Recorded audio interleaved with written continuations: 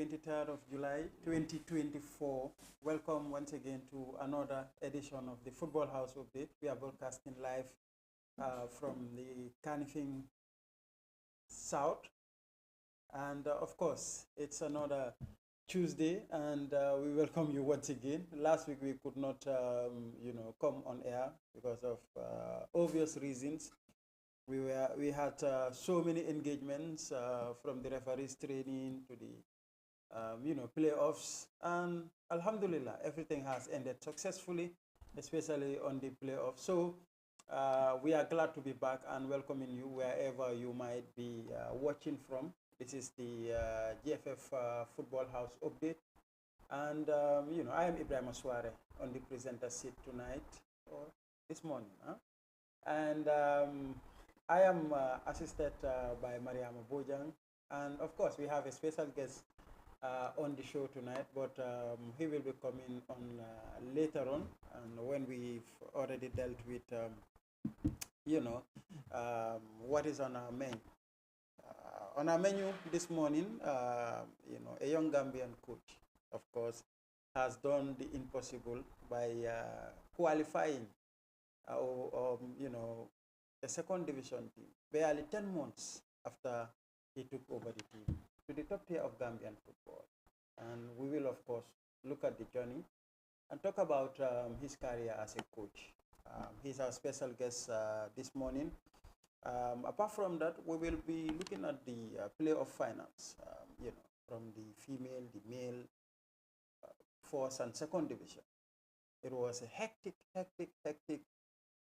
week of final or weeks of finals, and of course, kudos to the competition department and the whole of GFF that everything went successfully, and to the teams, congratulations that have made it to the various leagues, and hard luck to those that are going back to their third division championship. So it's football. So welcome on board, and this plus all the latest news making headlines as far as football is concerned and as far as GFF is concerned. Like I said earlier, I am Ibrahim Asware, and I have the honor to welcome Mariama on board. Welcome.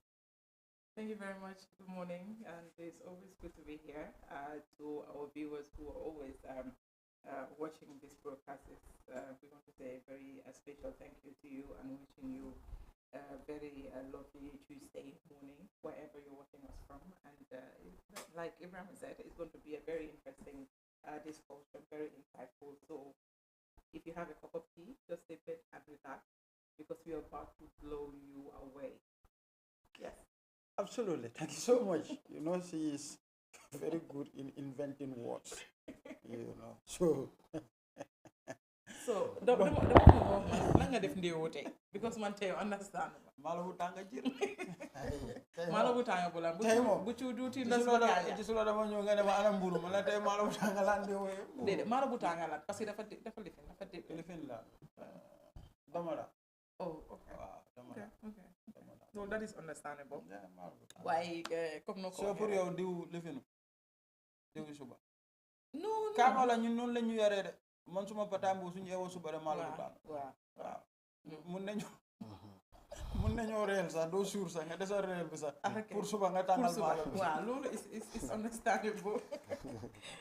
waaw di jaajëfal suñu seetaankat yi ñoo xam ne ndeysaan Tuesday ak Thursday su jotee rek ñoom dañ dee kal fii si GFF House Update bii nii ñu jox leen lépp loo xam ne rek jëm na si wàllum football di leen ko jox tey moom dafa comme gars yi ñu ko dee waxee ala doome la ndax. exactement boobu la gars yi wax. waaw boobu la gars yi wax so tey dañoo isi koo xam ne rek dafa xale la te si field bu mu nekk dafa interesting trop. soo ñëwee si developing ni football, and then we will talk to him. ay man moom lu ma bëgg a xam mooy depuis balaa moo doon coach fan la nekk si jigéen ñi la nekkoon loolu dafa interesting trop man foofu laa bëgg a laal balaa ñoo ñëw si. non foofu nga bëgg a laal but you will come there. foofu ñu laal ko. foofu foog ñu laal ko. parce que it's a unique story. It's a very, very unique story. Wow. And as far as I know, he's the only coach in history who passed through that trend and def lum def. Wow. xam nga mun nga faa pass through. waaye you have not achieved anything. Wow.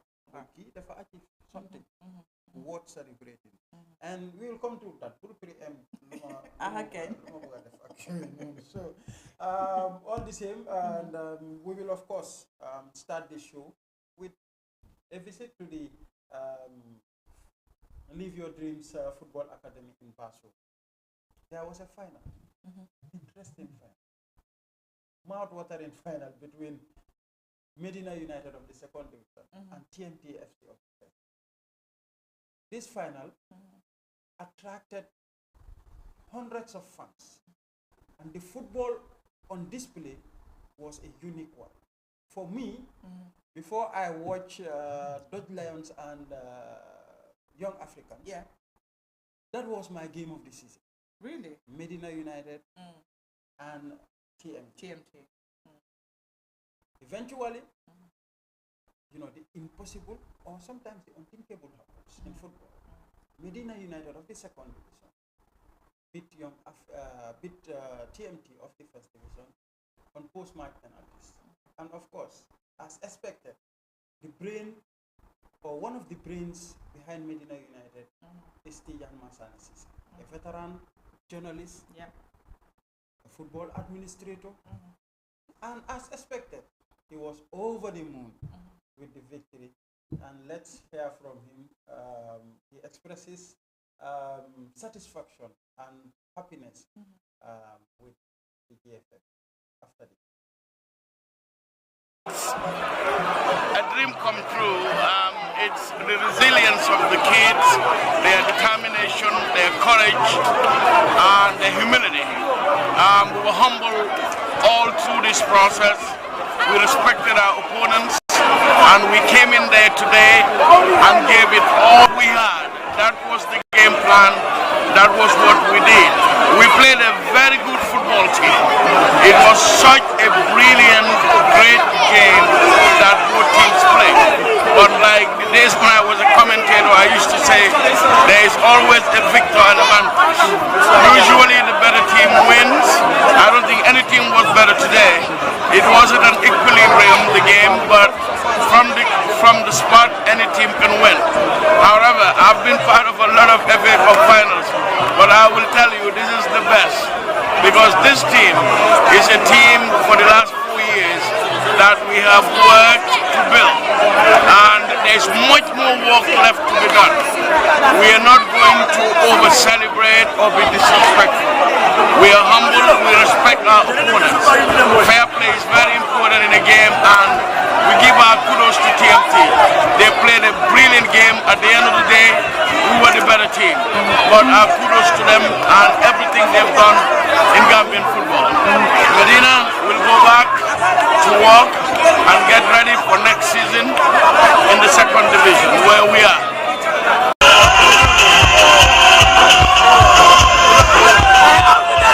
Well, it's a dream come true.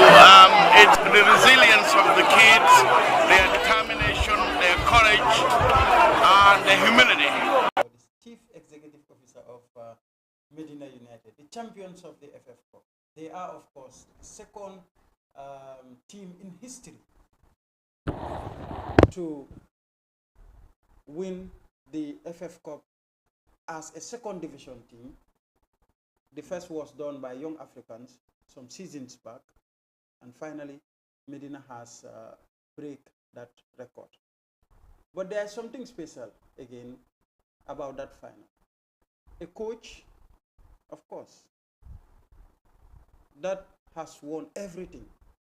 He was champion with Hawks FC in the GFF 4th division, and of course he won the Super Cup with Hawks FC.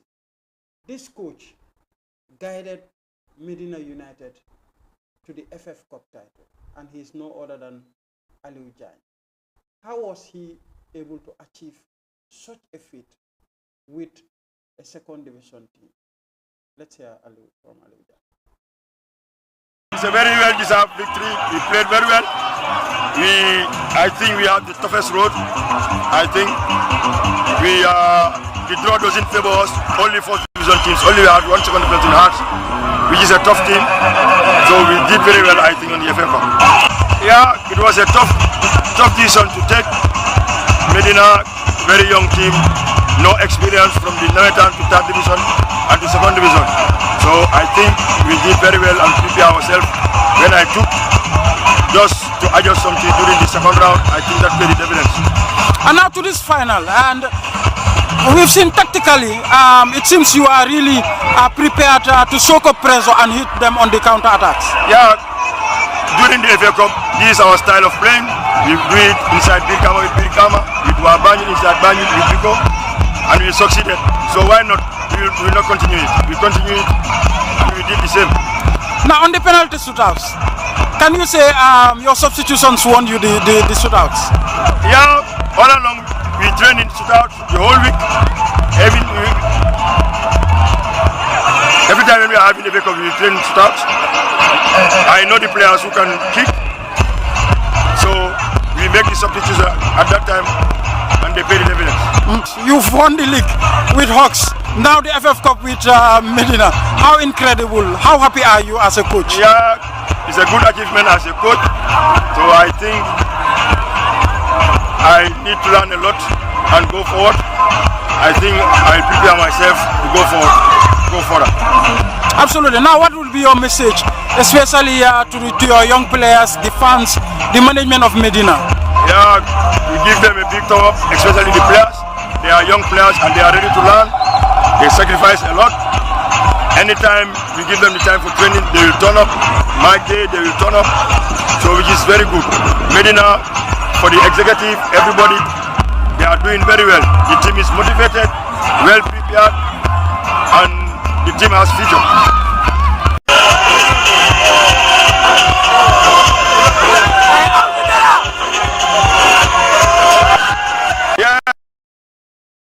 Incredible. That was Coach Aliu Jan, formerly of Fox FC. Like I said, he has won everything that is there to be won locally. I think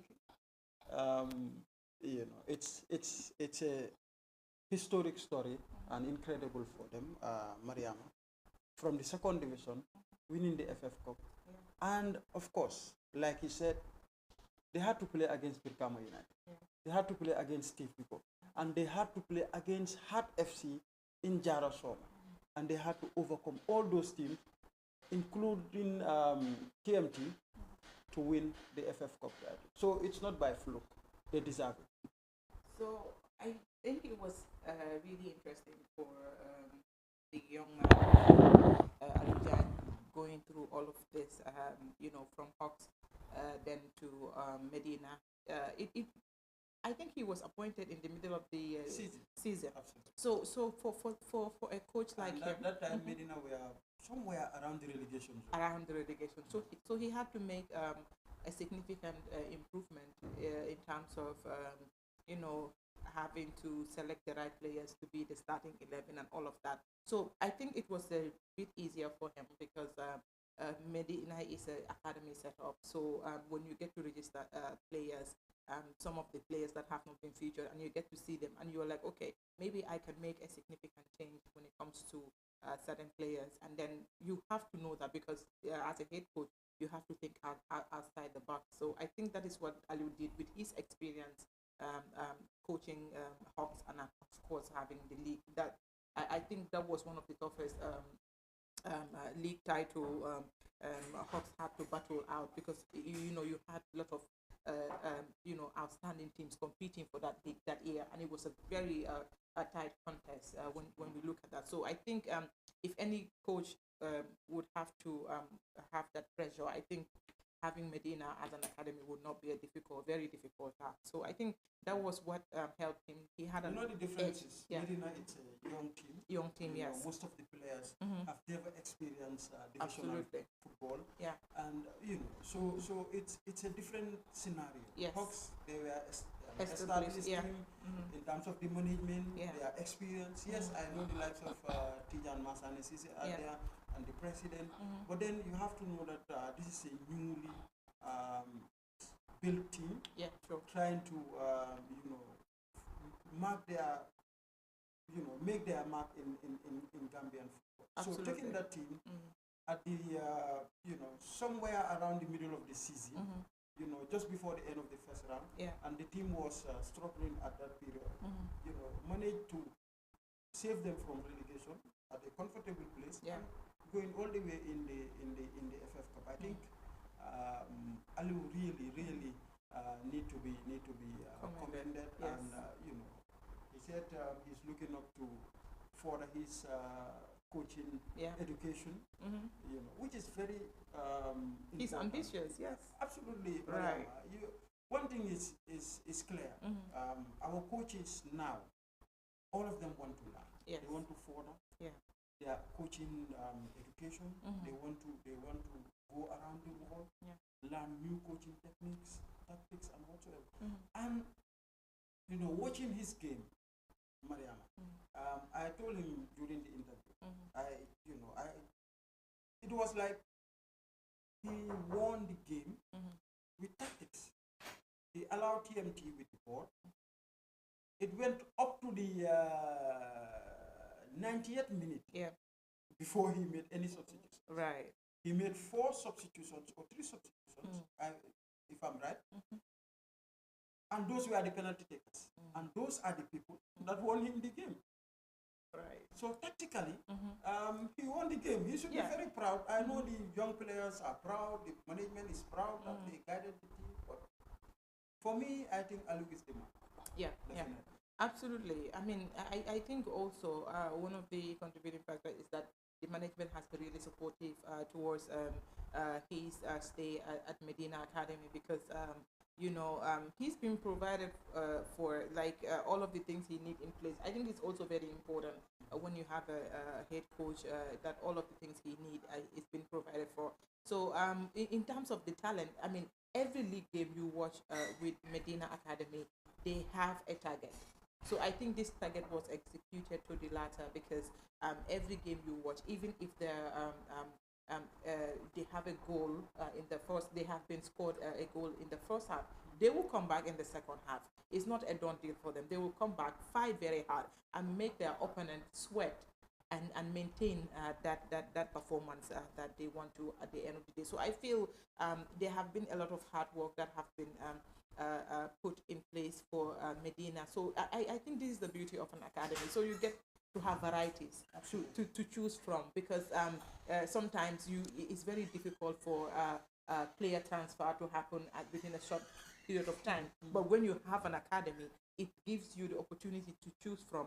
Okay, I want to have Babukar, or I want to have Omar to play for me at a given time. So that is very, very important. So for Medina, I think this would be a very important setup for all the teams in the first and second division, to have academic teams, to have their academies in place, to make sure they don't have to struggle to get players. Yes, we have enough football, we have enough kids here in the Gambia who want to be registered with academies, so that they can have their future secured with football and all of that. So I see no reason why all these football clubs should not have an academy, because it's an advantage. It's an added advantage for teams, especially coaches, to have options when it comes to having their team. So this year's FF Cup, I feel, is very interesting. We have seen big teams struggle against second division teams. That, I mean, it has been a trend for a while, but we have seen quality football being introduced at the FF Cup level.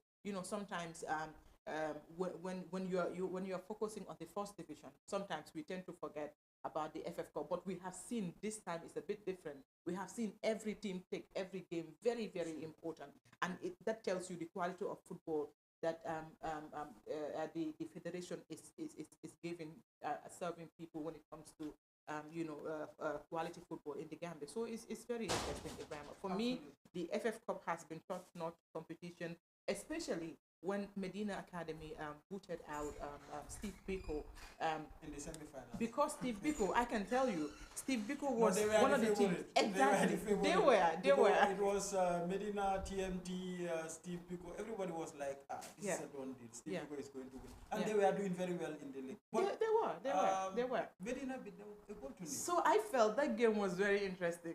And then the most interesting part is for the fact that Steve Biko were doing very well and they had the leading goal scorer within their midst. So I think, having to maybe underrate Medina United a little, I think that has an edge over them a little because if you're having the leading goal scorer, you're obviously the pick to be the favorite to win any competition here when you're playing a competition. So I think it was a very bit difficult, but Medina had a very tiny chance, and they just capitalized on it because they came in the second half. They had a game plan. The first half, you cannot come and just play an open football against a team that is known for a very strong attacking force, especially with this year's introduction they had. So they had to come with a game plan. The plan is, to have to stay back and watch what Biko is bringing. But then when they had their undercover on the first half, they came in second half. They finished the game and then they were just relaxed, doing their thing and enjoying the rest of the game because you can tell that after Steve Biko were frustrated because the Medina United boys were just playing free flow football and they were not even under pressure because obviously Biko were the favorite, so it was easy for them to come behind and just win. Absolutely, kudos to the management, staff, players and of course the fans of Medina United. It was a fantastic Friday afternoon in Basuri. Many were skeptical, about the venue, how far it is, But I think the people of Basuri and its surroundings also deserve to watch the FF Cup final. Absolutely. And they've shown that, they've come out in their numbers and, watch this final. The various clubs also transported their fans. And I think which was an added value to this FF Cup final. I think taking football to the grassroots is very important. And when we say grassroots, it's not only football development, it's also giving the fans thinking, opportunities. why not next season, the FF Cup final be taken to Jara Soma? Why not? At least also they also deserve to watch some of these encounters. I know next season they will have brand new Fourth Division football at their disposal in Jara Soma. But again, they also deserve to have the FF Cup final, to host the Super Cup. So it's Ibrahim, I got the opportunity to watch this year's final when Jara West United were playing. So the amount of turnout I saw in Jara was just amazing. Was just amazing, and they came all out from Jara to come to the Gold Project to watch their final game as well. So it's really impressive. I mean, you go to the kind of crowd I see in the off country is totally different from here. So I think really football should be taken back. Absolutely. Yes. Waa combo doyal ngeen léegi. Okay. Seetaan ngeen ay FA Cup yu bari. Seetaan ngeen ay Super Cup yu bari. So now it's time to ñeneen tamit ñu am seen wàlla. It's a national cake, so everybody deserves a piece of it. And from the FF Cup, now it's time to bring in our guest. Like I introduced him. He's someone that has, let me not preempt that. You allow him to introduce himself? Yeah, what time we want them in. Okay. People will understand what I was about to say about him, as a coach. Coach Omar Cham, welcome on board. This is your first time on this platform, and we are glad to welcome you. And thank you for taking time from your busy schedule. I know you are now the most sought-out coach in this country. But again, a long way to go as the preparations for the First Division. I know it's on high gears.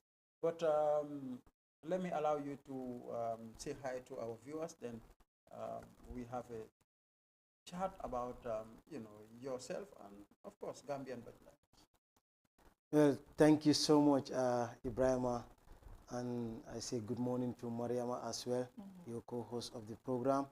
It's a pleasure to be here, Football House Update, and I'm saying a special greeting to all the viewers out there. Thank you, Coach. Where should we start from? Briefly, tell us. I know, we know a lot about you. But again, tell us, if you are going to briefly tell us, who is Coach Omar Cham? You know, why coaching? Well, thanks once again. I think that's a good question, just to make a brief introduction about myself, how I get into coaching. Well, I'm Omar Cham. I live at Sukuta. I grown up at Sukuta. That's where I started my football, at community level, playing Nawetan football as usual with my community team, Real Madrid. Then we changed the name to Newtown FC. Then from there in 2012, we get a junior team. I was leading the junior team, and we won a cup. That was a juniors tournament at Sukuta. Then that was my first coaching career. Then I won the trophy. So you were playing football at the same time coaching? Yes, because during those days you can vividly know that very rare you see players signing professional contracts compared to nowadays. So I was being realistic to myself. Despite I love the football, I don't want to be just beating my age down. I said, okay, now I think I don't have any chance to make it at professional level. Then 2012, I stopped playing football. That time I was training with Gambia Ports Authority under the late Bono Johnson. So from there I stopped. 2016 I stopped entire playing football. That's Nawetan football. 2016 was my last season. From 2012 up to now, I'm 100% focusing on coaching, developing myself, and learning, making my research up to this level. Briefly, you mentioned where the inspiration came from. That you realized that it's going to be difficult for you to make it out as a professional footballer. You decided to change field. It's the same, football and coaching goes together. But again, what was the motivation apart from you realizing that it will be very difficult for you to make it as a professional footballer?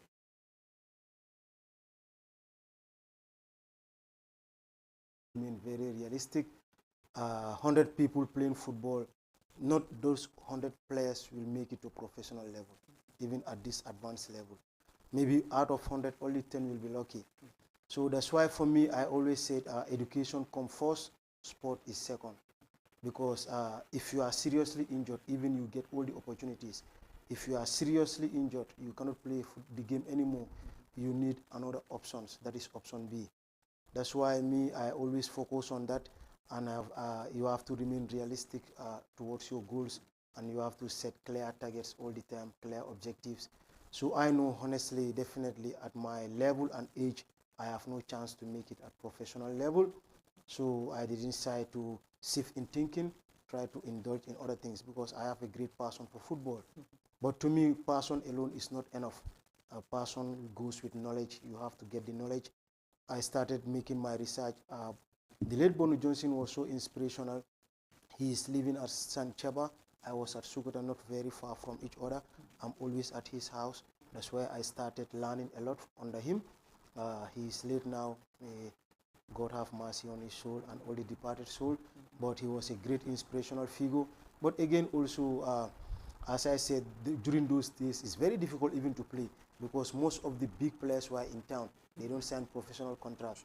So I was, in 2005, I was at Hawks with Sandon was the head coach, Paco was there, Abu Shala, even Alu Jan, the likes, they were all there. But I don't have any chance. Then from there, I moved from Hawks to Stuttgart, now Latrikunda United, turned to Ham. Before, during the Stuttgart days, I was there.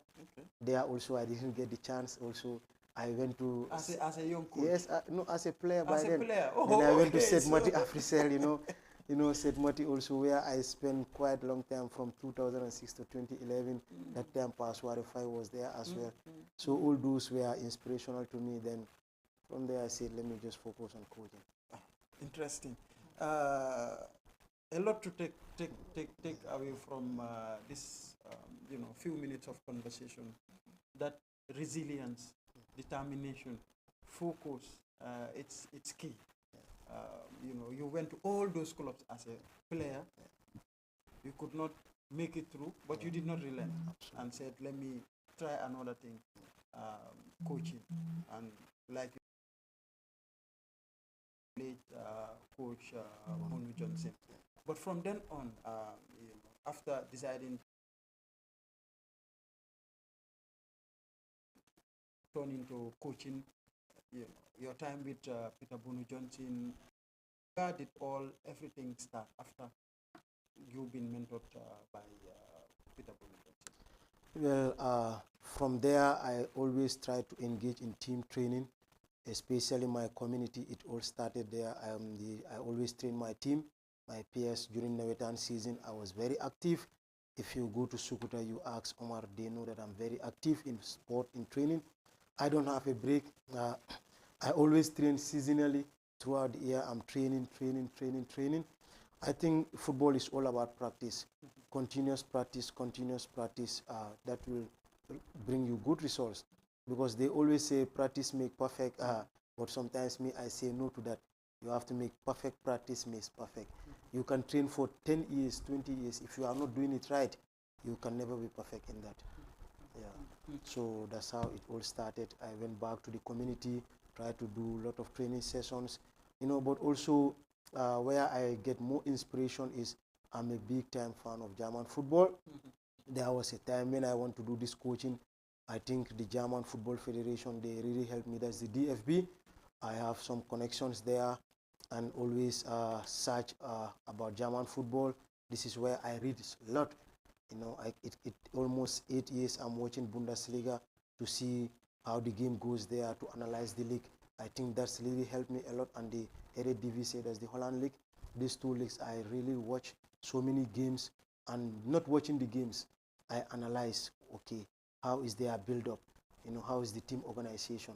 So I started developing this until I get the opportunity to get a scholarship from the German government because of my love for German soccer. Then I went to Germany to study my coaching programs. How was it like in Germany? What did you study? Yeah, in Germany, I did sports science. Under sports science, the main focus is on football. We covered almost 380 lessons on football theory and practice. We do match analysis. We do performance training. We did athletic training. We did sports management, sports psychology, sport didactics. All these things we did it during our studies in Germany. Impressive. And how many years did you spend in Germany? Yeah, I spent 6 months. 6 Very months. intensive training program. 6 months. Okay. Then you decide to return back home. Yes, because that's what my purpose is, to learn after finishing. So I have to come back home. I think my knowledge is more helpful there than Germany. They have a lot of top experts there. So obviously, I have to come back home, finishing my studies. I don't have to stay in Germany. Then when I finished, I came back and started helping football in the country. That's the time I was appointed as the head coach of Abuko United Female Football Club. Yeah, even well before traveling, as you mentioned earlier on, when I decided to involve in coaching, I didn't go to top clubs. I went straight to Abuko United. I started working in female football grassroots because I believe to start it low, I will learn through the process, the shortcomings and everything, then the challenges as well. Interesting. But why female football? Why female football at that time? It was not attractive as it is today, and many people were running away from female football, having female players, with the stigma and all whatnot, the challenges. But why did you decide to start with female football? Well, another good question. I think, Ibrahim, I can tell you, females are very smart. They learn faster than the boys. So as a coach, when you want to impact that methodology, your game philosophy, being in the women's side, I can say I'm very lucky to coach Abuko United. I learn a lot, and the players are very fast learners, and the way they understand the program is really amazing. They understand the game very well. And during my days at Abuko United, we play very quiet, interesting, pressing football. Very good pressing, quality football. And again, that gave them high recommendation. It's only the senior level, but all the junior categories during my time, The U17, the U20 is dominated by Abuko United. Absolutely. And you went on to challenge Red Scorpion and Police Big at that time. Because anytime they are playing, they will say, watch out for Abuko. Yes. Abuko against Red Scorpion. Abuko against Interior, now Police FC. But before we get into the matches, you said female players are very intelligent. They easily understand what you want to play, how you want to play. But then, how did you manage to deal with, especially the stigma that they enjoy when at home, going to work, going to play football? How do you manage to motivate these players to concentrate on the game rather than listening to what is being said about them outside? Yeah. In football business, communication is key. Communication is very, very important because we all know that there is a big misconception when it comes to female football. They think that when you are a female, you play football, you cannot have any children. Absolutely. Or even into athletics when a female is into sport. I think there is no fact to that. There is no scientific proof to that. So you have to do a lot of communication. I love to see girl child playing football, so I motivate them a lot. I talk to them a lot. But not only that, I went up to their parents. All my players, their family, they all know me. I make sure that the communication is the key. To motivate them always, never give up, stay focused, stay away from everything, focus on the game. I always tell them, you are professionals. Don't give away your number to anybody because it will only bring you distractions. Stay focused, stay to your game, you can make it. So I did a lot of communication. I think communication is the key there. All right. Before we go to another topic, Mariam, I think this is your favorite part, so I will allow you to. So my takeaway actually is Omar wasn't only a leader; he was sort of being a parent as well, a mentor, a mentor as well for all of these children, young ladies rather, though they're playing under him. We have seen, like you said, a lot of young people that you have introduced, young girls you have introduced to the national team. How has this motivated you as a coach, and has this sort of shaped your coaching career when you started? A very good question, Mariama. When you go to my LinkedIn page, this is what I put there clearly. It's not about winning the title all the time. For me, the development of the players is key to me. Right. I achieved great success with Abuko United in terms of performance and in terms of integrating and development of players. To me, this is success because having a lot of players in the U20 and the U17 and most of them now into the senior national team, this is a development. This is because they have good performance. To me, this is a great success. So I think I'm so much happy, and Abuko also has helped me a lot to where I am today. Another important question I want to ask, maybe we should leave that for later, comparing both sides, because you have been on the female side and on the male side. I mean, when it comes to physique and of course character-wise, it's a bit different. But you made mention that it's very clear that the female footballers are wiser and more smarter than the guys. But physique-wise and all of the other things that attributes to player quality, when you weigh the options, what would you say compared to both sides?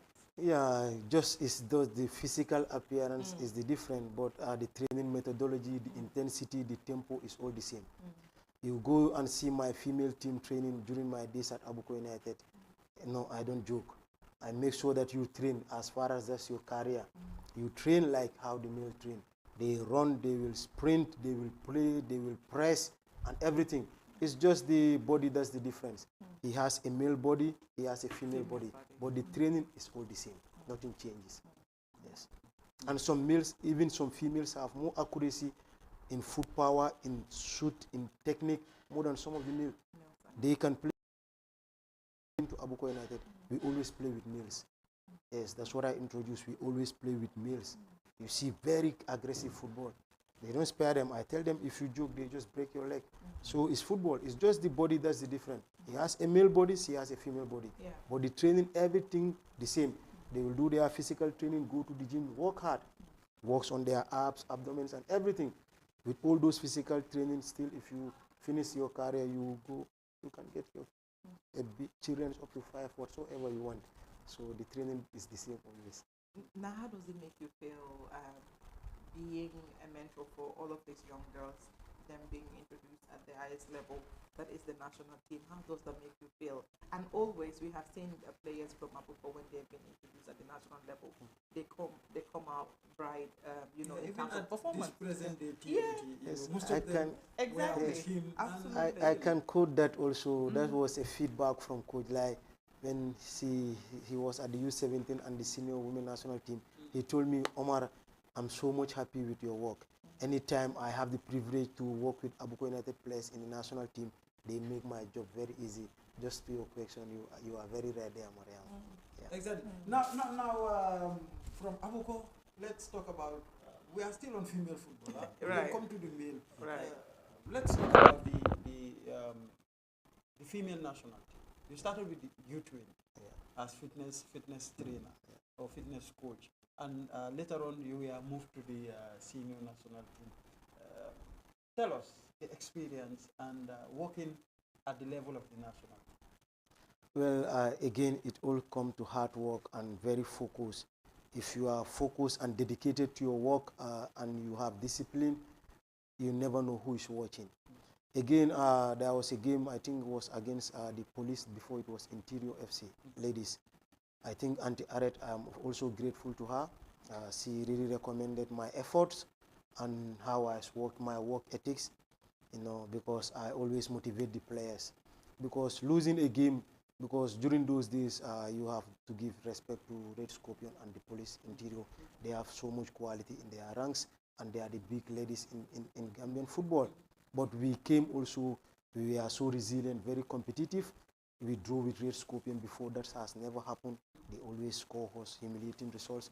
But when I was there, it's always very tight. It's 1-0 or we drew. And we beat Interior, but we didn't beat Red Scorpion, but we drew with them all the time. So I think it's all about the hard work. Then from there, the formation of the U20, I get the opportunity to be the assistant and the team trainer to Fodeba. Then we built a very strong U20 team. Then from there, I just spent 1 season there. Then from there, they promote me to the first team senior women national team. Impressive. Working with the senior team, I think we've traveled, I saw you training, especially on the warming up, on the warm-ups. Every coach that comes, be it T-Boy, be it Lai, and others, they will always say, Omar is giving these girls very good warming up programs. What is your secret with warming up? Because I think you have a special flavor, or something that you do whenever there is warm up. There is life in the warming up. There is intensity, and they will enjoy what they are doing. Yeah, warming up is very, very important in the development of players. It's the beginning of training. Because before starting the warming up, the body is very okay, it's cool. Now you have to disturb the muscles, you have to disturb the body. So that is where we call activation. The activation phase is very, very important. You're preparing the players for the task ahead, for the main part ahead. So it has to be very good. And when the warm-up is good, you see a lot of injury preventions. So warming up is very, very important in the game. That's why I make sure that we have a very good warming up.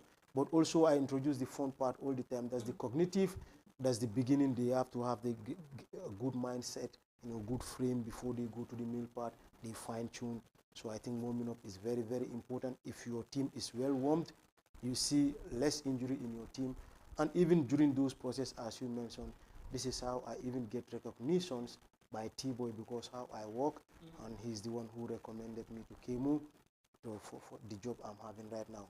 So I'm so much grateful also to T-Boy. Yeah, we will come to that. That is why whatever you are doing, do it with seriousness. Give it your best. You don't know who is watching. Absolutely. But one thing, whenever you are, on this warm-up session, it's like whenever you introduce a program for them. It's like, this will help you activate your muscles. This will help you do this. How do you, and I don't see you with any notes, any mobile phone, anything, just like that. Ron, this will help activate your muscle. This will help do this. This will help do each time you have something to tell to the players that this is why you are doing this. I think that's very, very important in football training. Anything you are doing, you have to communicate clearly to the players. That is what we call the introduction. And anything you are doing, you have to tell what is the results of that training. What is the end results. I think that's a good question. You have to tell the players, we are doing this because of this and because of that, so that they can know what they are doing. You don't do this training just of faith for the sake of doing it. And what you mentioned, their knowledge also comes in, because every team coaches is normal. We learn from each other, we copy from each other's ideas. But at the end of the day, what is key here, the players you're working with. Is the knowledge I take from Ibrahim, is it relevant with these players, or is not relevant in these players? That's where the knowledge comes. So, and me, when I learn in football, you have to understand, because during my time in Germany, when it's time for our coaching exam, it's 1 hour and no paper, nothing. You have to tell everything off head. And when you fail one subject, you are not awarded a certificate. Everything is off head. Yes, even when it comes to match analysis, they will play the game on the screen. They will stop it 3 times. You analyze the situation. There's a blackboard there. You go, you develop that into training session. So no paper, no nothing. So I already get used to that. So that's coaching. You have to take all the time. And we have to talk about the Gambian Lions also. But again, this part is quite interesting that for at least he has the experience. He has been doing it. So he's the right person to tell us how he does what he's doing, because it's quite impressive. We will take a break, and we will still remain in female football as the jump on Lioness of Bakau and the KM, got the better of Coplas FC of Penyem and West Coast region during the playoff for promotion to League Division 2. It was penalty shootout that separated them, 1-1 during the regular time, and of course, after the game, we managed to speak to the jump on Lioness coach, Kwesi Mendy, and as expected, Kwesi was happy and proud that he was able to guide this young team into the second division. Let's take it. Giving the thanks to Almighty Allah, because it was a surprise for me to be giving the head coach of this team. So, me being the head coach of this team, I was working thoroughly, physically with these kids to make sure that they're there. So this is why I am here today. But if you're a follower of our team, we have been winning all our games. I think we drew only 1. So which means our trend is better. I am saying Alhamdulillah into it and wishing them all the best in the second division. I know there is very hard. But the thing is, for them working very hard, as we are training them physically and mentally at the same time to make sure that they are physically fit. Now, describe to us how were you able to move this young team? And the team is very young. I understand the club itself is less than 2 years old. 2 years, yeah. But how were you able to mold the team to give them this confidence to make sure that, especially to come from behind to win this game? Yes, as per me getting this team, it was under Davos. Most of these kids are under the academy called Davos, the second division team. So most of them are there. And if you see, most of them are in the same school, playing in the same school team at the same time. So this is how they are all students. So I mold them there before Davos doing that. So which was very easy for me to be with them at the same time. So this was the thing that was going on between me and them. And it's like a very strong team, as for me to say this, because most of them Wednesday or Tuesday we are also playing our playoff for the Principal Cup. That is the school tournament that is going on Tuesday, inshallah. Yes. Now, the second division is next up. Yes. I know you said it's very difficult. Yeah. And there are big teams there. Yeah, definitely. How do you think you are going to approach? Are you going to beef up the squad, or you think the squad will have can at least survive in the second division? But the thing is, for now, reinforcement must be happen, because this is something that is, we are going for the second division, and we are going to meet teams that are there for decades. I can say 2, 3, 4, 5, 6, 7 years. So we cannot just come and want to compete them. Well, we will be there to compete, but we are not there to lose. And that's a competition whereby you are there to collect points. And when collecting points, you are to make sure that I am not to lose. Whether to win or to draw, that is to gather points. And this is what we are going to do. But withstanding, we are going to reinforce the team again, because we are going to the second division. I know the hurdle is very hard. Second division is very hard. You know, that situation is very hard for us to go there as beginners. So we'll try to make sure that we reinforce the team, to make sure that there are departments that they are lacking. We have to reinforce them to make sure that we are there. Now, finally, any message, especially to your fans who have downloaded numbers? Yeah, just saying thank you to them and wishing them all the best, and to make sure that for them to keep praying for us, because it's a very young team. If you see these kids, they are all students. As at for now, they are all students, different from those that are up there at the second division, those that are taking football as their career, from training home. These kids, they will be from training, sometimes to the Dara, you know, they will not have time to rest. But withstanding, we help them to make sure that we are there, definitely, to be honest, and wishing my fans all the best. Saying thank you so much, and giving the thanks to Almighty Allah, because it was a surprise for me to be giving the head coach of this team. So, me being the head coach of this team, I was working thoroughly, physically with these kids to make sure that they're there. So this is why I am here. Coach Kwesi Mendy of the Jogon Lioness of Bakau. Mariama, I know you must be very proud as, you know, a Bakau Nko. Yeah, I am. Congratulations to the young ladies. From the inception, from the beginning of the competition, it was a very tough one. You know, you see every week there is a match. These girls are so determined that they want to achieve something at the end of the day. And again, like I was saying with Medina FC and their academy, Mr. Mendy also alluded to the fact that these girls have a special setup at the academy level, and they also play in the same as well. So that is a starting point for any team that wants to, any coach that wants to group players. I mean, you start from a school level, then at academy, school, and then you have competitions together, and you know, it kind of, you know, you understand the style of play that you want to do at a grassroots level, and then you grow up together and go to the second division. So you can tell the transition that the scouts took from day one, you know, having one objective, that is to win every game that they had, and you know, going to the second division. So Cobblers are one of the strongest teams. Yeah. I mean, I remember the under-17 tournament that was held at the NTDC. You know, the young Cobblers came in and they were amazing, a sensation. You know, the competition was interesting because they were in it and they blew people away because their competition was just top-notch, and their performances. You can tell the difference.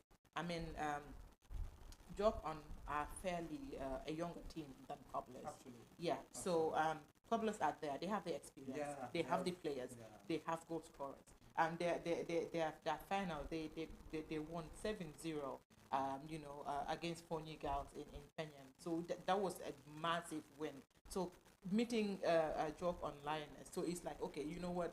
We have a better team. We have to tackle these young ladies and all of that stuff. So they came in prepared. I mean, also I'm sure Mr. Mende also did his homework, studying the game plan, the cobblers, and knowing, okay, what is where their strength lies and all of that stuff. So that was, I think, the game changer for me, because watching the game all together, you can tell that York and Lioness had a game plan. They didn't want to come all out to make sure, okay, cobblers are stronger physically and all of that stuff. So we have to make sure, because they have tiny little girls playing within their midst. Small girls, yes. So they have to make sure. But they are also very talented. They understand the game. They understand the They game do. at that level. They do. Yes. That brings me to Coach Cham. Yes. Before we wrap up the thing about female football, the latest update is Red Scorpion are going to participate in the Champions League qualifiers in Sierra Leone for the first time in the history of female football in the Gambia. We are seeing the dynamics are changing in female football.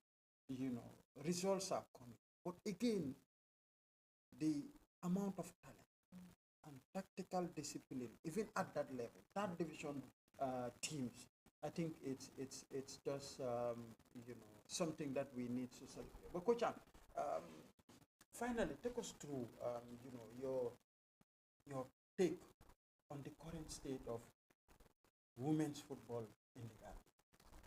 Well, I once said it before, I think with you or with Amadou Tamba. Women football, Gambia, we can be very proud in the area of women football development. If you look at throughout the continent, we have a league. There are so many countries yet to have a league in terms of women football, even in Europe. Absolutely. Not talking only about Gambia. So Gambia have done tremendously well. We have fourth division, yes, second division, third division. Yes, and we have the U17, the U20, and the senior women national team. Now, it's a great achievement. Yes, U15. So it's a great achievement. When it comes to women football setup, we can be very proud. We are on track in the right direction in women football. We just have to keep motivating them. As I told you, you see, you are talking about these cobblers. They learn very fast. If you look at those players, you will make your research when they started coming together and the feat they achieve now, the success they achieve. That's why I told you, women, they learn very fast.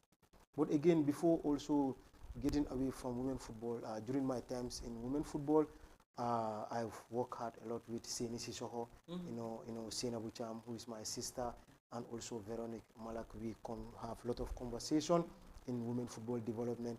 Even sometimes when I want to quit and go to the male side, Seni will say, no, Coach Cham, do them, toggle. You cannot go anywhere. If you go, everything will not work at Abuko. So these things, I talk a lot with them. We discuss a lot about women football. But as you said also, I'm very much happy Red Scorpion is participating in CAF Women Champions League. You are a big time follower of women football. You know better than me. That's a great success. We're wishing them all the best. Absolutely. And when Red Scorpion will participate very well, they will know that there's a lot of quality in the Gambia. Yeah. They will compete, of course. They have so much quality, guided by a great tactician, Choro. We all know she has a very big influence when it comes to women football. She has the knowledge also, and she has the players. So I believe, as you rightly said, they will compete very well. They are not going to make numbers. They will compete. And at the end of the day, the entire nation will be very happy with their performance. I wish them success. Exactly. Thank you so much. But before we... Talking about quality, Ibrahima, talking about quality, recently we have seen Mam Drame, a player she featured in Abuko, being the best 11 in the just concluded Senegal team of the season. Team of the season. So that is a big achievement for Mam. She played in the last qualifiers. Was it in Liberia? In Liberia. Yes, in Liberia. It was part of because they won the league. His products. Yes. Are making waves in the continent. Absolutely. Mam Drame. And there's another Dukure, huh? Yeah, Fatou Dukure. Fatou Dukure. Yeah. She was the first Gambian female player to play CAF Champions League, assist and score a goal. Exactly. The first inception. Exactly. She is my player. Absolutely. Yeah. Absolutely. But Mariama, before we wrap up, I think you have to talk about Red Scorpion and what they are able to achieve. This season, no male team is participating in any half competition. Yes. But we have a female team We do. that will participate. And Suna, Choro, they did fantastic.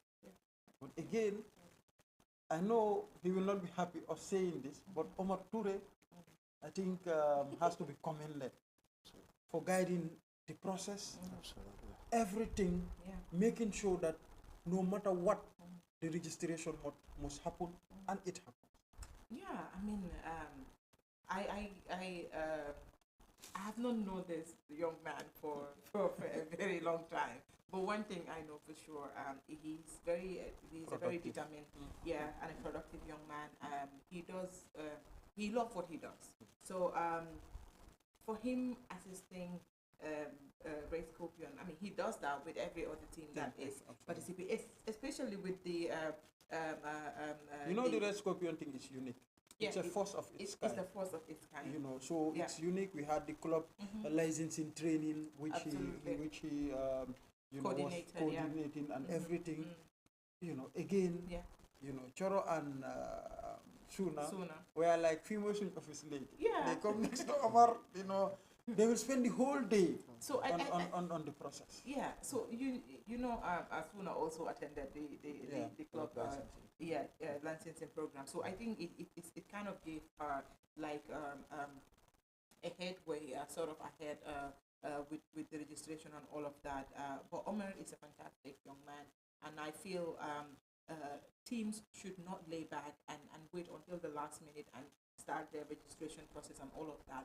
Already you are on top of your league. The prospect for you to participate out there, if you have your finances right, you only have to follow the due process, because if the due process is passed and gone, you cannot force it. I mean, there are procedures, and those procedures must be followed to the core. So I believe he did justice with them coming over and showing them the process and all of that. So I mean, it's a history that Red Scorpion is going, and like we said, I believe they have all what it takes to compete, to put Gambia's name out there. We don't only want to participate, have the numbers in the league. We also want to make the numbers in African football and even in outside Africa. So I believe they have a competition, and this will even give them a bigger opportunity to sign contracts because we have been seeing a lot of contracts lately, but this will give them a bigger platform to showcase what they have.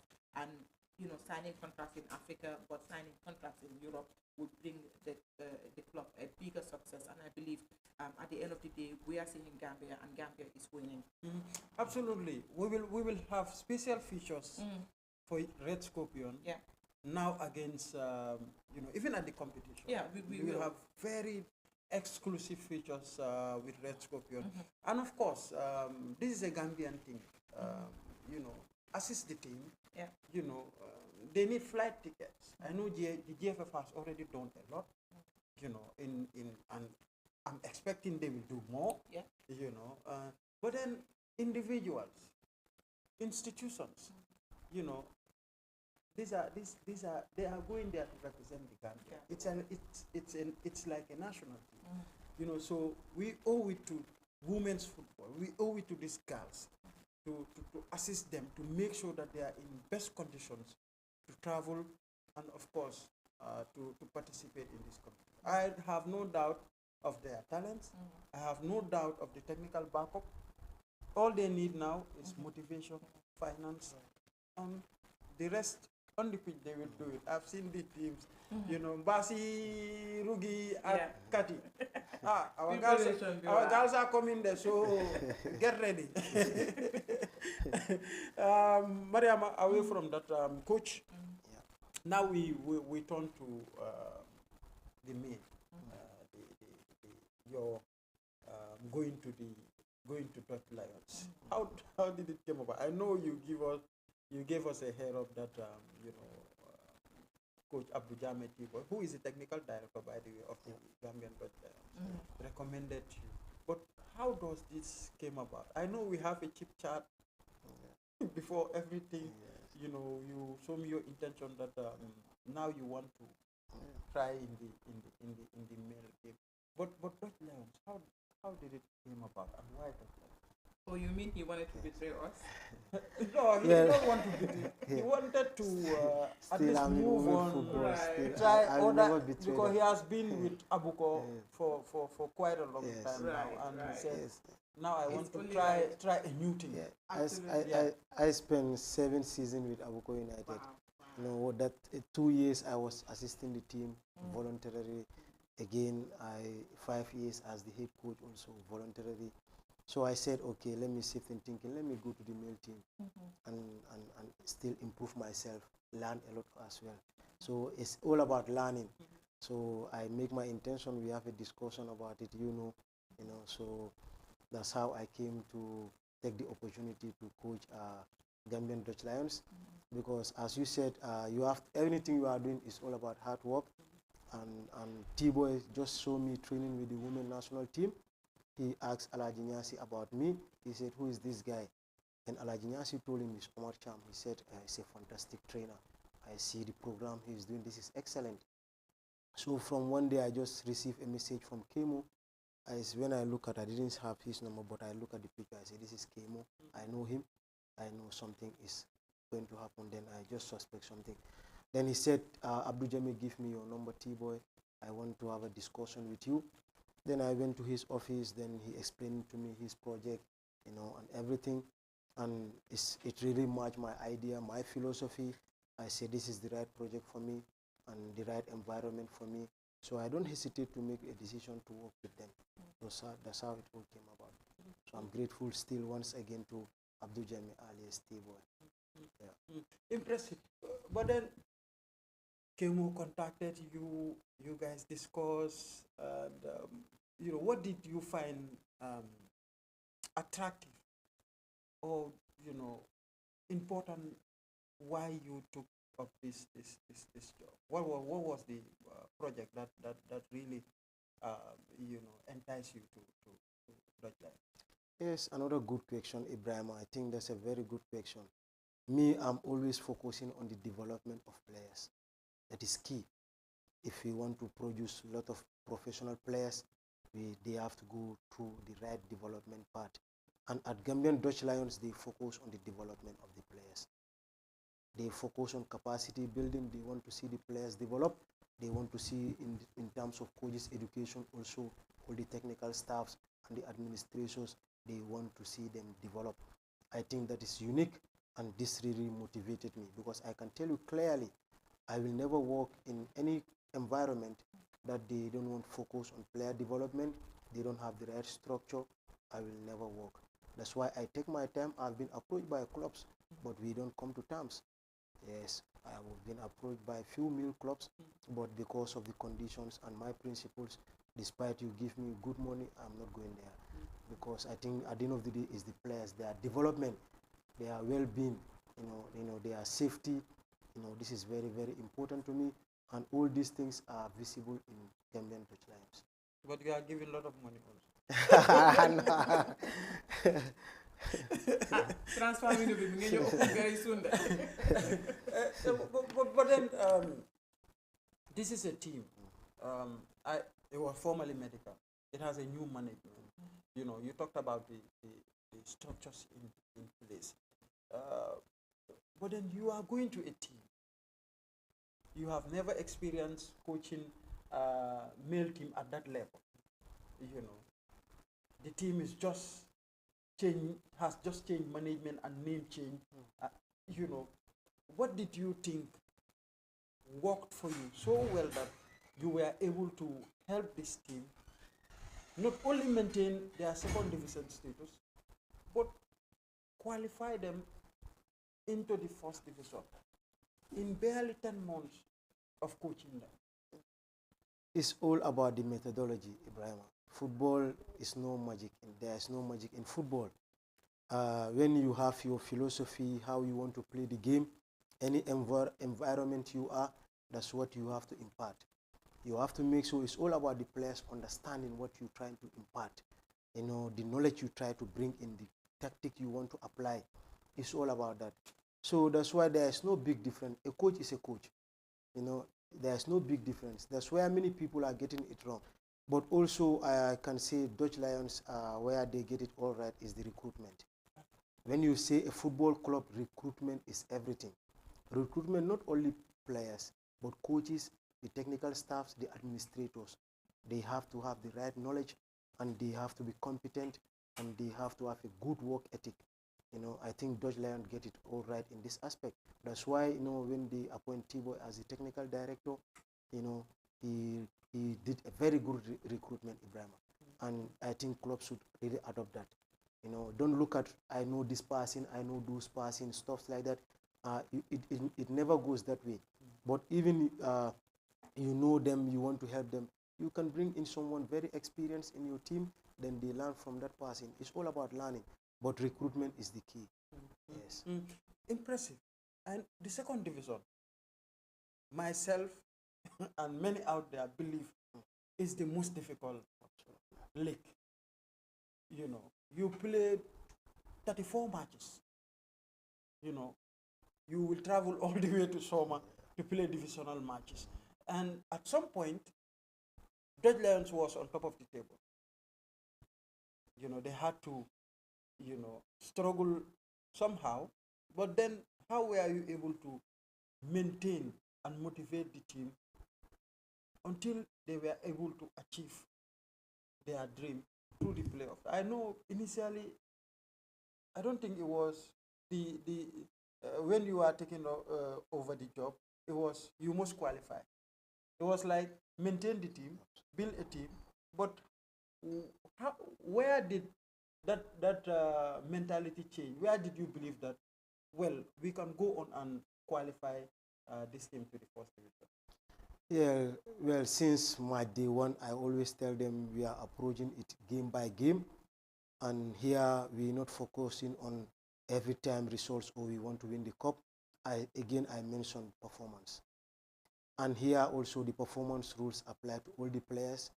I make sure that I create player profile for every player, monitor their development during training session and match days, and this is how I build up my team all the time.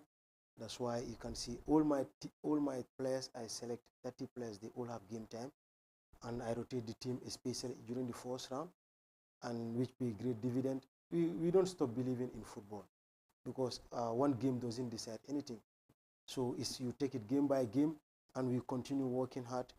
It's football. You cannot remain on high performance during the season. The season you perform high, then it will go down a bit. But there you need motivation all the time. And again, communication. You have to talk with the players one-on-one. Because when I take the team, I have one-on-one communication with all the players, telling them my philosophy, my idea. But all the time, my days belong to players. We give them total freedom. I tell them, don't be afraid of making mistakes. It's your body. And you can see when we follow our matches, when the game finishes, we always come together as a team.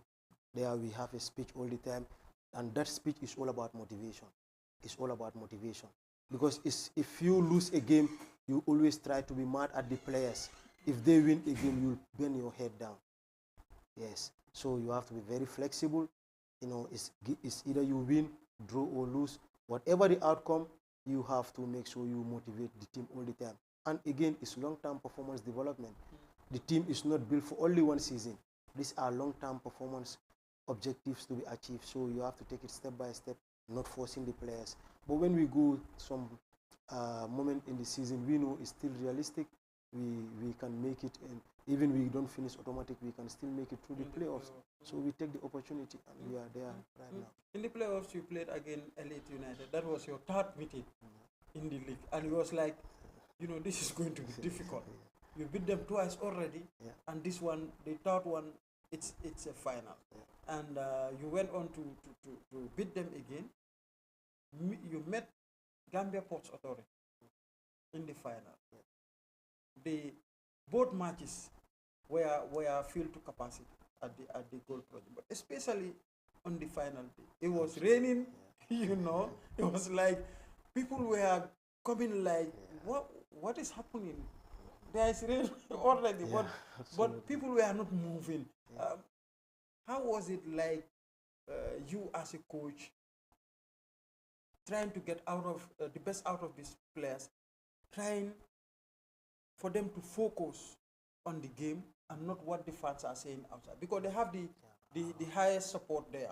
But then they scored, Sports gained a momentum, equalized. But during that period, tell us what was going through your mind and what was the information to the players? Well, I always communicate very clearly to the players. I tell them, don't focus on the outside. And in football, all the time, the pressure is coming from outside. Exactly. So don't try to focus on outside. Because you know the goal project, yes, the fans yes, and the players, they are yes, very close to each Big other. time, So big time. it's Yes. always difficult. yes. That's why I always tell them, I say, don't focus on outside. Focus on the game. We are football coaches, you are football players. We have to look football in that aspect. But when we started looking as administrators, that's where pressure comes in. So we know there must be mistake. We have to press, so intense pressing for some minutes we have to come down. So this is the balance in the game. But also I tell them these two matches, we have to show a lot of character. We have to approach it with the right mentality. The first game with Elite, I told them this is a final, and the final also against Sport is a final. These were two finals where we show a lot of quality. But even the last game against Ports in the final, my word in the dressing room was, today we have to be brave. Like in the jungle, we have to be brave. If we are brave, at the end of the day, we're going to stand tall. And that's what happens. But that moment when Malang Fofana had that free kick, deep into added, it was it added on time? Or Yeah, added on in the time. final, yes, it was in the final moments of the game. That moment, you train with these players, you know their potentials. But were you confident that this was going to be the winning goal? Absolutely, I was 100% confident, because when effecting that change, I tell them, let's bring in Malang, because the game was very tense. There was no much tactical disturbance in the game or mistakes in the game. So I tell them, even the equalize, I say, let's not force to make unnecessary changes. Let's allow the game to flow. This is a final. We have to have patience and allow the game to flow. Then after some time, almost in the 42nd minute, 42 minutes or so, I tell them, let's change, let's bring in Malang.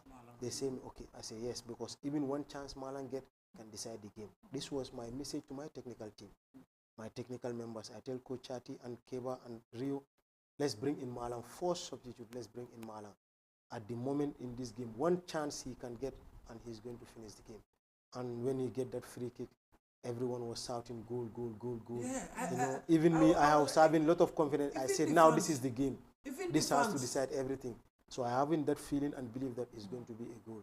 It was a great feeling. That moment when that ball hit Well, the back of the net. Tell us. How was That- the feeling? It was that like feeling. leave on penalty. This was a golden chance. It went in, Absolutely. Benatanka already took an Absolutely. first division. How was the feeling like? Yeah, definitely. That was unbelievable feeling. I can tell you, it was unbelievable feeling. Even the free kick, there was a fan outside. He called my name several times. Coach, take off your hat and go and celebrate. Malang don't even kick. I tell you that this is a goal. Take off your hat and go and celebrate. Even after the game, I look at that fan. I take his number. So it was really incredible feeling. That was really amazing. Even after that 2-1, when the game was not over, that's where I feel the hit. Yeah. Yes, yeah. because after the DPO celebration, had after a that chance, celebration, I was saying, wow, you see football. That time I was feeling the hit. I say, wow, we get only 1 foot now. We're just waiting for the final whistle to Right. get the double foot inside, So I think it was a great final, and we expect it to be that, the turnout, the spectators, there was great atmosphere, and it was great, from GFF, the organizing committee. That was absolutely remarkable. So Ibrahim, I thought it was an interesting one. I think with all the second division teams we had competing very at the first to the 7th position, I feel Gambia Post Authority had a recovery from 1% to 100%.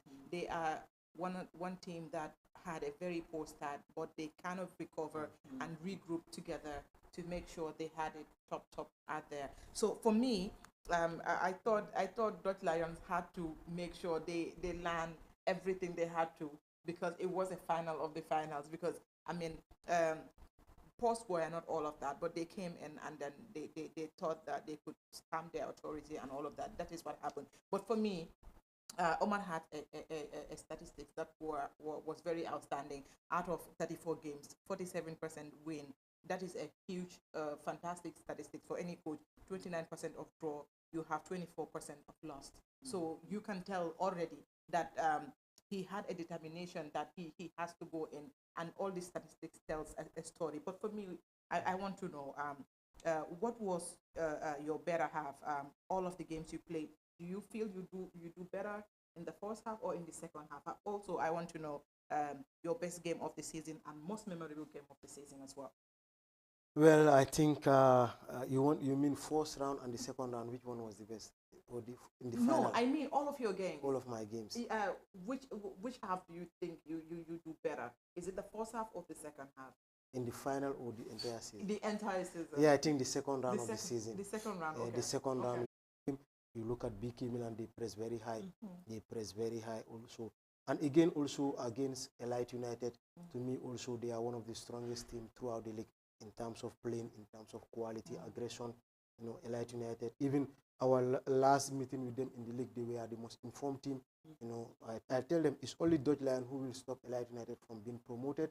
But if at all they meet with any other next opponents, Elite United will be in the first division. I can tell you that. So these were great moments for me. These are great games. Absolutely. Definitely. Your most memorable game? Yeah, my most memorable game, I can say that's in the final against yes. That is the most memorable absolutely one. Absolutely. Right. I can tell you that will go for me for posterity. Absolutely. That the feelings, the atmosphere, and I just say this is a nightmare. I cannot believe it still now. Definitely, that's the most memorable game so far. And the performance the boys did in that game was unbelievable. They were brave throughout. And you can see even the second half when we started, in the 5 minutes, the transition we have the opportunity to score another 3 goals within that 5 minutes. You know, so that was the most memorable game for me throughout the season. Definitely. Absolutely. Now I think we have 3 minutes. Yes. Let's focus on. I know it's too early.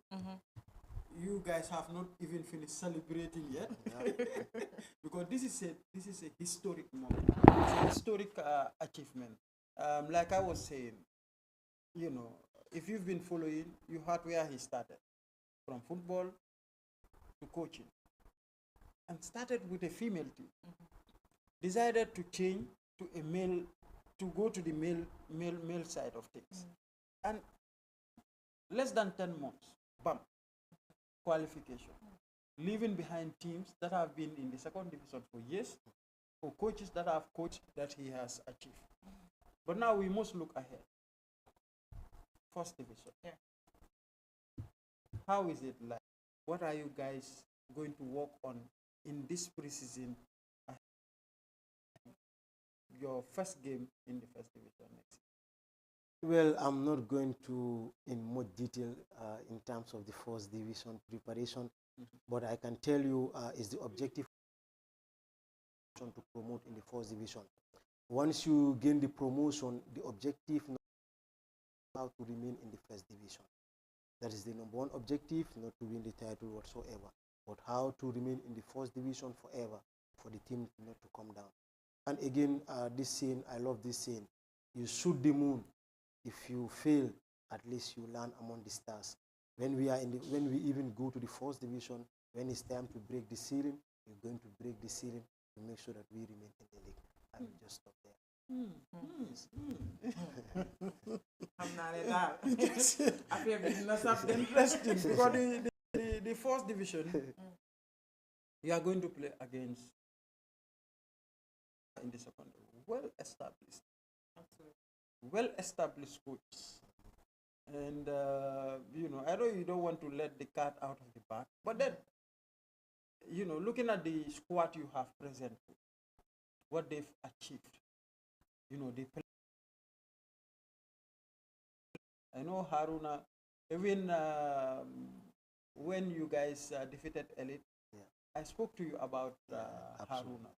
He's a unique player, and I think you know, with proper guidance, and of course, mentorship. I think he will be an asset to this nation. But how many of Harunas do you need in the first division? Yeah, for me, as I told you, in my team, I always believe giving chance to the youngsters, and even in my final team, you will see 5 youngsters there, and they not making the numbers, but they will play because it's about development. At this level, it's all about the tactic. At elite football, it's about the tactical understanding. So how you do it, for me, I don't mind about the opponents, because during my preseason training, I beat most of the first division teams. I beat Real de Banjul, I beat Brikama United, I beat BST on 2 times. So, but I know it's different ball game when we come to the first division, but we're prepared, we're well prepared, and we know the challenges there. As you said, the quality, also you are top expert when it comes to Gambian football. So all what you said is quite right, but we're ready for the task ahead, and we'll go back during the preseason. We're going to work hard. But as I said, we have to make sure that to be in the first division, even it has to take us to break the ceiling. We'll break the ceiling to stay there. But you have the momentum. Absolutely.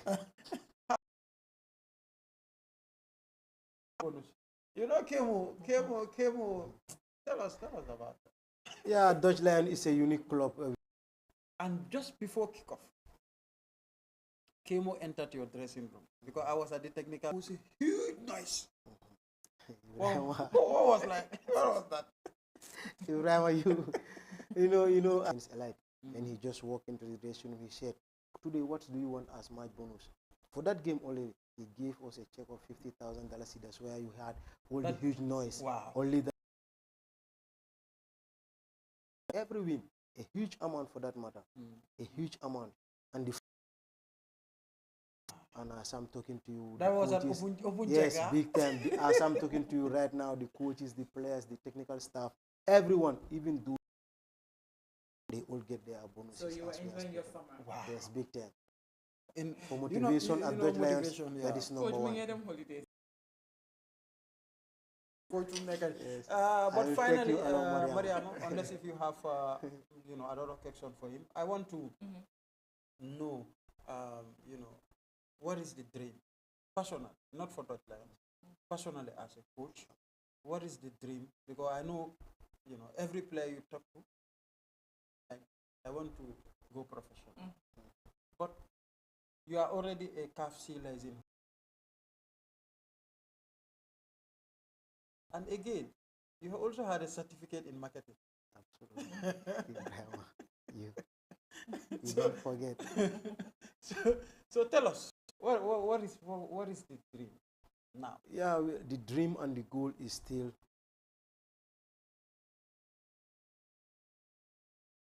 I'm not high in any big position for now. I remain humble in working, developing players, working with Dutch Lions. Focus on my education right now. I want to get more coaching badges up to pro level. That's the biggest objective. Then from there, what comes. But for right now, I'm focused on my education, my development as a coach. That is key to me at the moment. Wonderful having him. Absolutely. A lot of takeaway or take homes from this gentleman. Myself, I've known him for quite some time now, but this program have taught me a lot of lessons in terms of being resilient, being dedicated, being humble, and have a target. This is my target, I'll go for it. It doesn't matter how long it takes to achieve that target. The important thing is the ending point.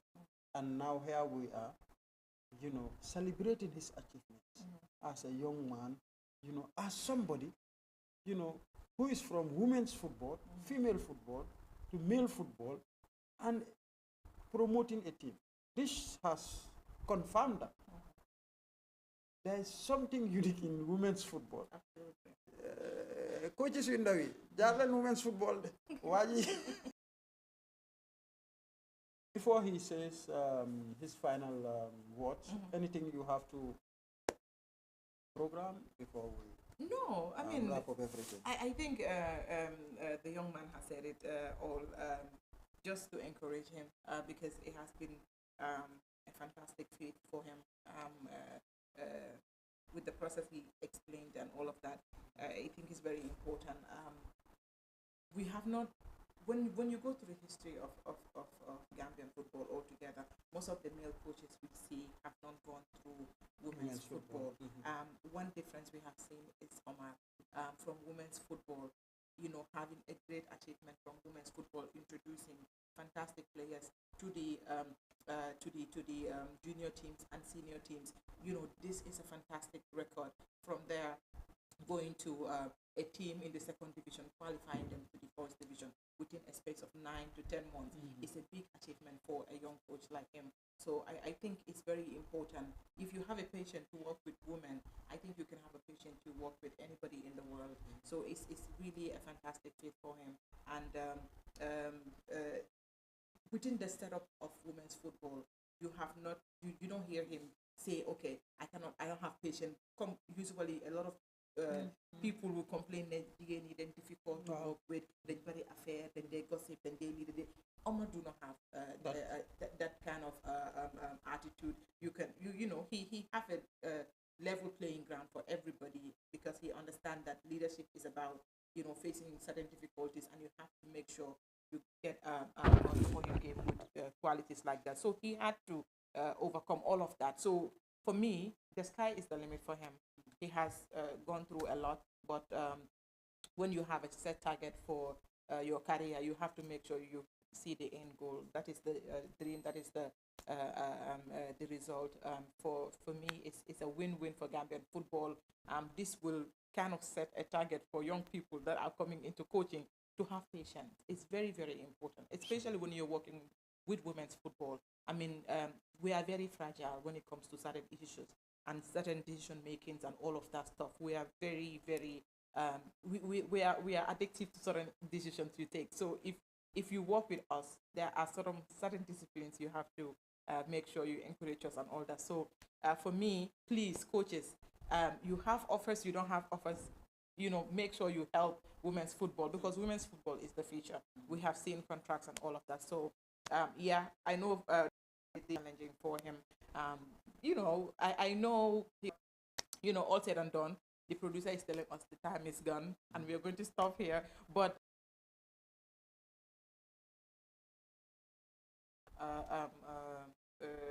first division and second division football season, we have seen amazing improvements. On Thursday, we still have some interesting stories coming up. The young Africans. Of course, the Garawals, the Jarawes United, Serekunda United.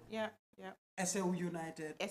We have them all. We will, of course, play them gradually. By the way, congratulations to all of them for making a tough one, winning their matches to be promoted. It was a tough one. But, welcome to professional football. Next season, interesting. This past weekend's... it's been amazing. Goal project was like, wow. What an atmosphere. Wow. Especially this weekend. Garawal versus Jarawes United. Stone Circle versus SAU United. We all have their reaction. The coaches, the captains, their post-match reactions. It will come, inshallah, on Thursday. But finally, Coach Am, it's been a pleasure. Thank you so much for coming and sharing with us your experience and everything. I think this will motivate a lot of us to keep going, no turning back, and we wish you all the best in the first division. As we are wishing all the other teams and coaches. But finally, what would be your closing message? Well, once again, thank you so much, Ibrahima and Mariama. Two great personalities to share this platform with you guys. I'm so much happy. And I'm very much honored and grateful to be part of this program today and sharing good ideas about the game. It's all about football development. You guys also are doing very well. I'm a big follower of this program. anytime I see the update, I make sure that I follow it. I'm a big fan of it. So thank you so much, and you are doing great for football development in this country. Those who follow your programs, we know the effort you guys are doing. We are all learning, we learn from each other. So we wish to see the Gambian football, growing every day, every day, every day. That's our wish. And good luck to everybody who is in the game. Well, thank you so much, Mariama. We have to say thank you to those who were following the program since the beginning. I can see Coach Lamin Sane, I can see Aziz Diouf, I can see Yusufa Damfa, Haji Tunkara, Sang Mendy, Dauda Donald, all of you, Seiko Arsenal, it was like, a lot of people were following this program from the beginning, and all the comments about Omar are positive. I think these are some of the things we need to encourage our own people to make sure that they achieve their final, by Thursday, inshallah. Dama doon love local language we do direct because ñu dee opposite passionate about supporting their team and all of that. Why didn't want to rek Thursday suñ fi ñëwee we will take more opportunity more time pour explain programme bi si Mandinka ak Wolof pour nit ñi ñu mën a understand lii leen doon wax comme luñ ko waxee rek si anglais Omar leen doon am fii nii Omar Cham mu nekk koo xam ne dafa naka lañ so dafa takku torop si liggéeyam di ko jaajëfal lu mu bàyyee soxlaam bi yëpp xam nañ ne dafa busy benn tey mu si celebration bi tamit dafa busy waaye jël na waxtoom bi yëpp mu ñëw fii fekk ñu si programme bi def nañ programme bi intéressé na torop li nga xam ne mooy joneem bi si football waaye di jaajëfal ñi nga xam ne ñoo doon seetaan Ibrahima wax na ko si angale you people are fantastic amuñ seen fay suñ amoon time ñu ñëw ku nekk sa kër ñu jox la loxo wax la jërëjëf waaye amuñ time boobu noonu kon ñu ngi toog si plateforme bi di leen jaajëfal lu baree bari di leen jox seen wàcc waaye ak suñ producer bii nii boo xam ne moom luñ ko wax rek doyut di ko jaajëfal lu baree bari luñ ko wax rek si lu baax waaw si lu baax waaw baax na suma papa la nag all right thank you so much guys it's been an educative one. And thank you so much for being out there on behalf of our producer and director, cameraman, and everything, the man behind everything, Omar Toure, and of course, our bosses, Babakar Kamara and Bakari Bibalde, Amadou Oba is also one of the bosses, and on behalf of Mariama Bojang and myself, Ibrahim Suarez, we are bidding you farewell until on Thursday, inshallah. We will return on Thursday and join us. It starts at 11 a.m. Of course, we will have another interesting program to look ahead. Until then, keep sporting, and thank you so much. Goodbye.